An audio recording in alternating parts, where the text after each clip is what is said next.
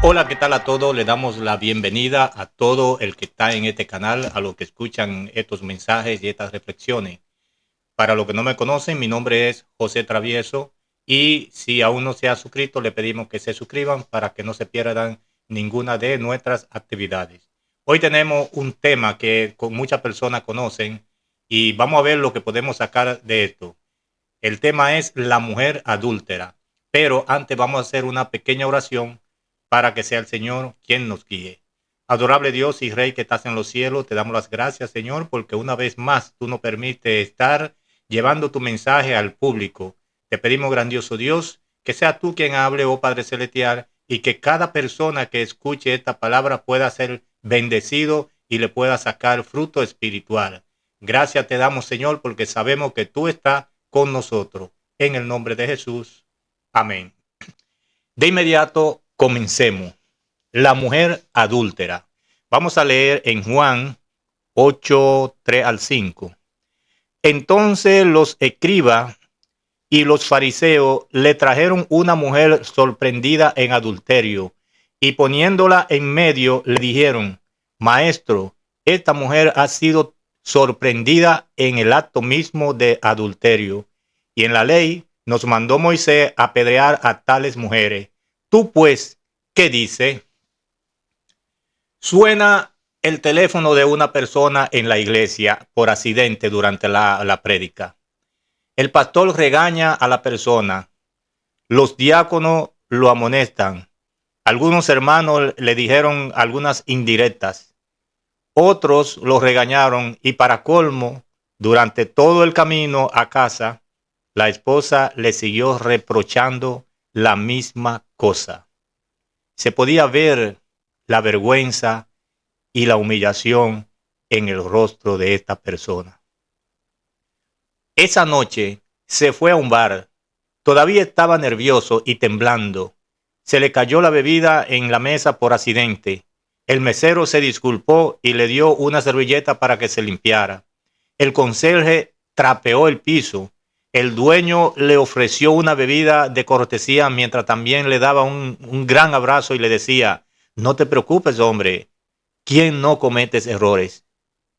Nunca más volvió a pisar la iglesia, pero nunca más dejó de ir a ese bar desde ese día. Podemos ver en esta ilustración que trabajaron dos equipos, el de la iglesia y el del bar. En el bar trabajaron el mesero que se disculpó y le pasó una servilleta para que se limpiara, el conserje que trapeó el piso, el dueño que le ofreció una bebida gratis y al mismo tiempo le daba un abrazo diciéndole algunas palabras de alientos. Este equipo hizo su trabajo y logró su objetivo. En la iglesia también trabajó un grupo de personas en equipo. El pastor regaña a la persona. Los diáconos lo amonestan. Algunos hermanos le tiraron varias indirectas. Otros lo regañaron. Y para colmo, la esposa, que se supone que es su ayuda idónea, se une al equipo que lo está avergonzando y comienza con una cantaleta desde la iglesia hasta la casa. Perdón. Aquí quien ganó fue Satanás. Lamentablemente la iglesia se dejó usar. En mi país, cuando hay un accidente de tránsito, las personas normalmente salen de su vehículo a pelear o a ofenderse como dos bolseadores.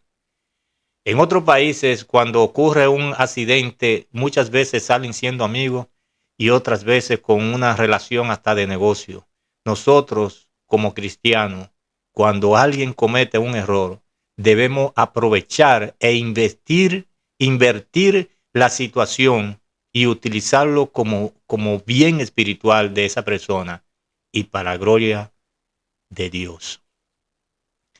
En muchas ocasiones, Dios de los errores que nosotros cometemos lo invierte y lo convierte en bendiciones. Podemos ver algunos ejemplos en la Biblia. David hijo de Isaí, fue el segundo rey de Israel. Escribió muchos de los salmos. En los libros de Samuel, Reyes y Crónica encontramos muchos relatos de su vida. Uno de ellos está en Primera de Samuel 17, cuando mata al gigante Goliat y que ninguno de los israelitas quisieron enfrentar. Otro logro importante fue cuando después de ser rey devolvió el arca de la alianza a Jerusalén, que como resultado recibió grandes promesas de parte de Dios. Sin embargo, en 2 de Samuel 11 y 12 podemos leer la historia cuando comete adulterio con Betsabé, mujer de Uría, uno de los militares de su confianza, a quien manda a matar. Luego la toma como mujer y de ahí sale el linaje de Jesús. Saulo o Pablo de Tarso, judío de la tribu de Benjamín, conocedor de las leyes mosaicas, presentó el apedreamiento de Esteban, primer mártir cristiano.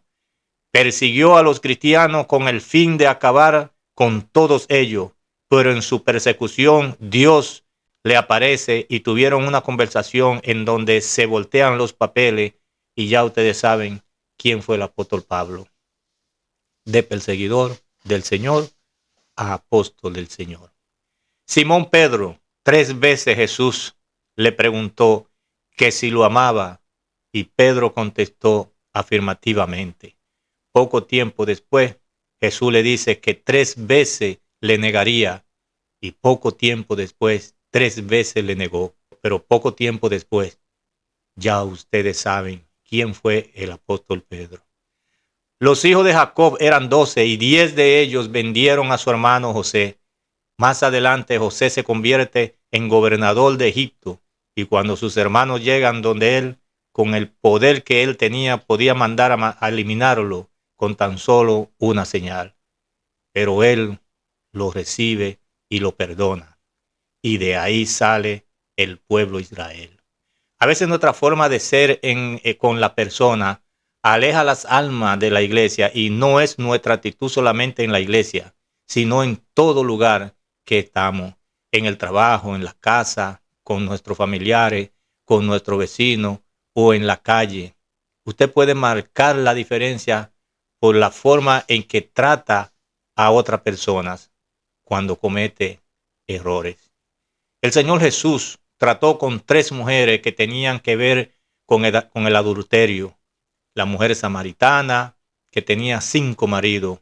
La mujer que vino a él en la casa de Simón y la mujer de la cual vamos a tratar hoy. En Juan 8, 1 al 5 dice: Y Jesús se fue al monte de los olivos y por la mañana volvió al templo y todo el pueblo vino a él. Y sentado él les enseñaba. Entonces los escribas y los fariseos le trajeron una mujer sorprendida en adulterio y poniéndola en medio le dijeron: Maestro, esta mujer ha sido sorprendida en el acto mismo de adulterio y en la ley nos mandó Moisés a apedrear a tales mujeres. Tú pues, ¿qué dices? Aquí hay mucha tela por donde cortar. Pero vamos por parte a ver qué sacamos de todo esto. ¿Quiénes eran los fariseos y los escribas? En poca palabra le diré. Los fariseos eran una secta religiosa hipócrita que juzgaban severamente la conducta de los demás. Los escribas no eran exactamente una secta religiosa, sino un grupo de profesionales en ese tiempo que copiaban texto a mano y lo analizaban. En ese tiempo esa profesión era muy valorada porque no había tanta tecnología como ahora. Ahora bien, ¿por qué esta gente interrumpen al Señor de este modo cuando el Señor está ocupado en las enseñanzas? Porque le molestaba el crecimiento del Señor Jesús y el éxito espiritual que estaba teniendo. Aunque ellos nunca lo dijeron, pero lo que sentían era celo y envidia según su comportamiento. Por eso trataban de desacreditar delante del pueblo y ponerlo en problema.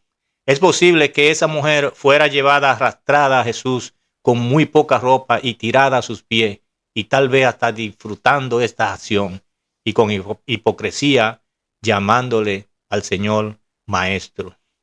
Si Jesús decía que la apedrearan, ¿dónde estaba la compasión y el amor que él predicaba? Pero no solo eso, ellos, los judíos, estaban viviendo bajo la ley romana, y en ese tiempo un judío no podía ser muerto por otro judío sin antes pasar por un tribunal romano, y por lo tanto tenía que haber una investigación. Es por eso que a Jesús, cuando lo agarran preso, lo llevan de un lado a otro y no lo pueden condenar. Primero lo llevaron ante Anás y Caifás, quien eran sumos sacerdotes, pero no pudieron hacer nada. Después lo llevaron ante Pilato, quien era gobernador en Judea, y por último lo llevan al rey Herodes, y el rey Herodes lo devolvió a Pilato. Seguimos. Si decía que no la apedrearan, lo acusaban de que estaba violando la ley de Moisés. Y recuerden que según el versículo 6, los fariseos estaban tentándoles, buscando cómo acusarle. Muy bien, no podían decir que sí, porque Jesús era judío y un judío no podía mandar a matar a nadie sin pasar por un tribunal romano. No podía decir que no, porque violaba la ley de Moisés. Bueno, dirían ellos, ya sí lo tenemos, de esta no se escapa. Ellos estaban basados en la ley de Moisés. Bueno, pues vamos a la ley de Moisés. Deuteronomio 22:22 dice: si fuere sorprendido, oigan lo que dice la ley, si fueren sorprendido alguno acostado con una mujer casada con marido, ambos morirán. Ambos morirán. El hombre que se acostó con la mujer y la mujer también. Así quitará el mal de Israel. Maestro, esa mujer ha sido sorprendida en el acto mismo de adulterio, y en la ley nos manda Moisés a apedrear a tales mujeres. Levítico 20:10 dice: si un hombre cometiere adulterio con la mujer de su prójimo, el adúltero y la adúltera indefectiblemente serán muertos. Examinemos bien estos versículos. El hombre está mencionado primero en el versículo. El adúltero también está mencionado primero. O sea que antes de mencionar a la mujer, en los dos versículos menciona primero al hombre. Levítico 20:10 dice: si un hombre cometiere adulterio con la mujer de su prójimo, el adúltero vuelve y menciona al hombre también. Primero lo menciona al comienzo y a mitad lo menciona también. El adúltero lo menciona primero al hombre. Y la adúltera indefectiblemente morirán.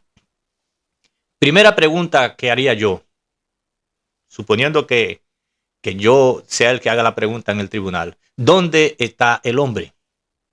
Pues eso soy yo, que no soy ningún investigador. Imagínense esa gente que ese era su trabajo. Si la mujer cometió adulterio y la encontraron en el acto mismo, ¿con quién fue? ¿Sola? ¿Acaso no dice la ley que el hombre es tan culpable como la mujer? Ellos eran muy estrictos en cuanto en cuanto a la mujer, pero en cuanto a los hombres eran muy tolerantes cuando se trataba de pecado sexual. Por eso cuando se va a juzgar, se debe hacer sin acepción de personas. Acepción de personas en juicio no es algo que Dios apruebe de ninguna manera. Uno piensa que el hombre podía tener dinero y sobornó a lo que lo encontraron. Y como ellos eran tan machistas, se hicieron de la vista gorda. Otros piensan que los mismos fariseos le pagaron al hombre para que cometiera el hecho. Otros piensan que pudo haber sido uno de los mismos fariseos que estaban allí. Nada de esto lo dice la Biblia, pero sí se han hecho comentarios en cuanto a eso, que pudo haber pasado así, aunque la Biblia no lo diga. Bueno, seguimos sacando cuenta. Esa mujer no tenía que ser juzgada o no tenía que ser llevada ante Jesús, porque Jesús no era juez en ese entonces. Vamos a leer en Lucas 12, 13 y 14. Le dijo uno de la multitud: Maestro, di a mi hermano que parta conmigo la herencia. Mas él le dijo: Hombre, ¿quién me ha puesto sobre vosotros como juez o partidor? En ese entonces Jesús no era juez. Ahora sí él lo es y lo será para siempre, pero todavía él no era juez. Esa mujer tenía que ser llevada al Sanedrín, que era quien juzgaba esos casos. Y en caso de que fuera encontrada culpable, entonces tenía que ir al tribunal romano para que el tribunal romano autorizara apedrearla. Pero recuerden que tenía que haber una investigación. En la investigación tenía que aparecer el hombre. Y si el hombre era uno de ellos, ya ustedes saben lo que pasaría. Pero un poco más. Si el hombre emprendió la huida y la mujer sale inocente, ¿usted sabe lo que dice la ley de los testigos falsos? Bueno, pues vamos a buscarlo en la Biblia. Deuteronomio 19, 16 al 19 dice: Cuando se levantare testigo falso contra alguno para testificar contra él, entonces los dos litigantes se presentarán delante de Jehová y delante de los sacerdotes y de los jueces que hubieren en aquellos días. Y los jueces inquirirán bien, y si aquello testigo resultare falso y hubiere acusado falsamente a su hermano, entonces, oiga bien, entonces haréis a él como él pensó hacer a su hermano, y quitará el mal de en medio de ti. Si llegaban a un tribunal y la mujer salía inocente, entonces ellos serían los apedreados. Porque tenía que haber una investigación y al hombre no lo llevaron, la llevaron a ella. Jesús en ocasiones les llamó a esta persona víboras, serpientes, lobos y una palabrita un poco dura de digerir: sepulcro blanqueados. Significa que por fuera están limpios y por dentro están llenos de podredumbre y muerte. Esa era la relación de Jesús con esa secta religiosa. Jesús le quiso decir que ellos imponían leyes que ellos mismos no podían cumplir. Seguimos con los acusadores de la mujer, porque realmente a quien quería acusar era Jesús. ¿Dónde podrían ellos haber encontrado a la mujer?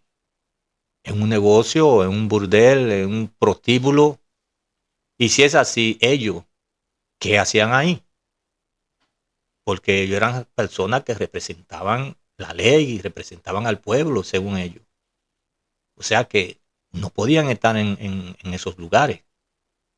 Es como que yo vea a mi hermano de la iglesia en un prostíbulo de eso y venga y le diga al pastor: pastor, encontré a mi hermano fulano en tal sitio con una mujer en el acto mismo. El pastor va a pensar un momento: en el acto mismo, pero eso tiene que ser en una habitación por lo menos. Me va a mirar y me va a preguntar: hermano travieso, ¿y qué usted estaba haciendo ahí? En cuanto a lo que él estaba escribiendo, hay muchas especulaciones, pero nadie lo sabe porque la Biblia no lo dice. Jesús siguió escribiendo en tierra y ellos insistían en preguntarle. Versículos 7 y 8 dice: y como insistieran en preguntarle, se enderezó y les dijo: el que de vosotros esté sin pecado sea el primero en arrojar la piedra contra ella. E inclinándose de nuevo hacia el suelo, siguió escribiendo en tierra. La intención realmente de ellos era desacreditarle, humillarle y acusarle. eso estaba claro. El que de vosotros esté sin pecado, que sea el primero en arrojar la piedra contra ella. Este pasaje ha sido utilizado por muchas personas, tanto cristianas como inconversas. Vamos a ver realmente qué quiso decir Jesús con estas palabras. Lo primero es que Jesús le hace saber algo muy importante. Cómo se debería realizar un juicio justo. Cuando vamos a realizar un juicio, lo primero que debemos tomar en cuenta es la inocencia de los acusadores. El Señor, con su sabiduría, con su maestría, cambia la atención de todas las personas que están mirando la mujer hacia la persona que le estaba acusando, diciendo, el que esté libre de pecado, que tire la primera piedra. Todo el pueblo estaba mirando hacia la mujer. Llevaron a esa mujer ahí casi sin ropa, llorando, ya que iba a morir porque la iban a apedrear. Y todo el pueblo estaba mirando a esa mujer. Quizás le dieron golpe, la azotaron a lo mejor, mirando a la mujer. Pero cuando Jesús dice, el que esté libre de pecado, que tire la primera piedra, todo el pueblo que está mirando a la mujer se voltea y entonces miras a los escribas y fariseos. Ya pierden la atención de la mujer, la atención está en ellos, a ver qué van a hacer ellos.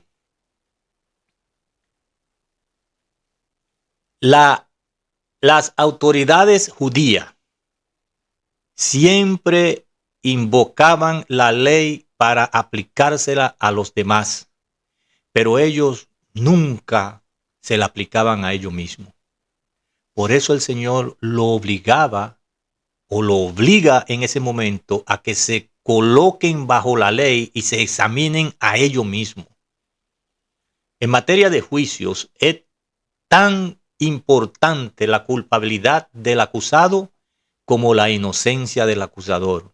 Y Jesús establece este principio.